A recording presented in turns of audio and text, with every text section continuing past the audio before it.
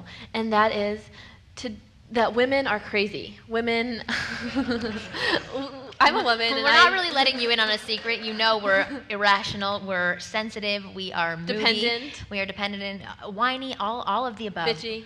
Yes, you don't even know what is going on inside of here.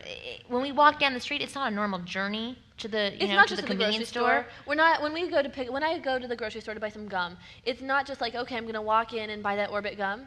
Instead, it's okay, did I lock the door? Did I lock my car door? Oh no. Am I driving the right direction? And then if a guy walks by, you're like, am I wearing the right thing? Could he be the one? That females are always thinking that in their head, that they're going to see their knight in shining armor strolling past them randomly. Yeah, is this guy that I'm going to meet at the grocery store going to sweep me off my feet? Oh no. Uh-oh. Exactly. I'm So not wearing the right skirt we know today. that you males have a lot to deal with, which you don't even see half the stuff that you have to deal with, but we know that you have a lot to deal with. So a lot of the times we teach men to ask questions and get the things that are inside of this woman's head out in the open. And asking a woman questions. That's scary to me. You don't want to hear half of it? Women love talking about themselves. They like when a man shows interest in what they're actually feeling and what they're thinking. And then listens to her answer and then responds with a question in kind. Yes, because a lot of men, when they meet a woman, like to talk, basically tell them everything about themselves, try and impress them slightly, in some way show how much money they have, and they don't actually listen to what the women are saying, and women get bored with that. Women get bored of listening all the time. They want to be engaged in conversation, and they want to show that man that they also have a brain. Well, I mean, one of the things when we had a conversation was you said when you guys first started and you kind of went out there to do this, you were like, is this going to work? Yeah. Like, And you dealt with the fear of rejection. Oh, God. Oh, well, for the beginning months of our business, we decided to start picking up women. And so we would go like to every bars. night, we would go out to a bar and try and pick up women, or even people who would walk by us You on the guys street. didn't tell me this part. We would You're go. saving it. We would. We'd walk. I'd walk down the street near my work, and I would try and engage women in conversation, other women, and think, oh my God, why isn't she talking to me? What am I doing wrong? Is my purse wrong? And here I'm a girl, and I'm having this inner monologue of what I'm doing wrong. Anxiety attacks. It's horrible. So we totally feel for you. It's hard. Women are women are tough. We're a tough crowd. After 3 weeks, we kind of got our style down as to what worked with women, and that was coming from inside of us. It was the fact that we were okay with going up and approaching these people, and that we didn't have all these thoughts beforehand and these pressures beforehand of going up and approaching them. We just said to ourselves, oh, we're going to go up to that girl over there, and not even thinking about it. And not that's when necessarily we were the most planning out successful. what the conversation was going to be. Literally, I would go up to somebody and think, I don't know what I'm going to say. She has great hair. Marni, I love your necklace, and your hair, it really matches really well.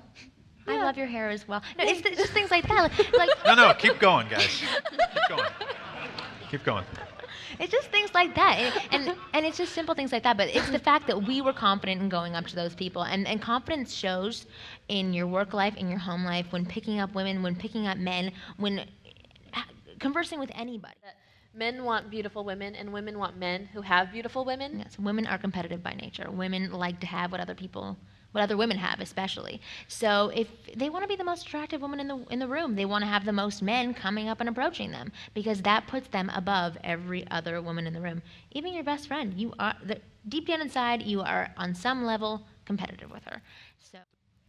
And another important thing is, before you do go and approach women, look to see if they are approachable.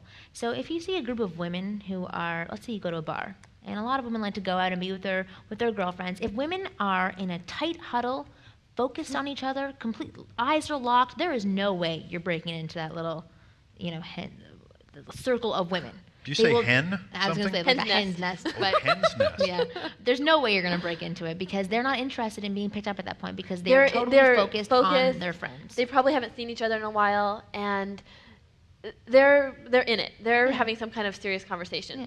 And I've been, at a bar several times when somebody does try and come into the circle, and they're actually poking you on the shoulder, trying to get you to turn around. And all I want to do is catch up with my friend who I haven't seen in A day Let's or say a year? day. we have so much to catch up on because a lot of things have happened, and you just want them to go away, but you want to be nice, and you're trying to talk to them, and they're just really bothering you, and then you end up being mean to them, and they feel horrible about themselves. The girls that you want to approach are the ones who are at the bar, who are sort of in conversation, but they couldn't really. And they're care looking over each other's what the other shoulders. They're like person's this. saying, and they're just like glancing like this. They're maybe playing with their hair. smiling. And at that point, you should swoop in there, and you can say anything will break the ice. Swoop. Yes, break That the ice word. with these women. They are looking to be entertained, and they are looking to be distracted. And So- if anything, rejection can help you grow. And you have to understand that this person that you are approaching, you know nothing about. You're just going up to them, and you're putting yourself out there, which is a great thing for yourself. It will build your confidence in the long run. The more that you put yourself out there, the more often you'll be received, because a lot of people they wait at home and they complain about, a lot of females do this and a lot of males, I'm not finding anybody, and that's because they're sitting on their couch at home, and unless like the UPS guy or the UPS girl is going to be your soulmate, you're not going to meet anybody. You're not going to meet anyone.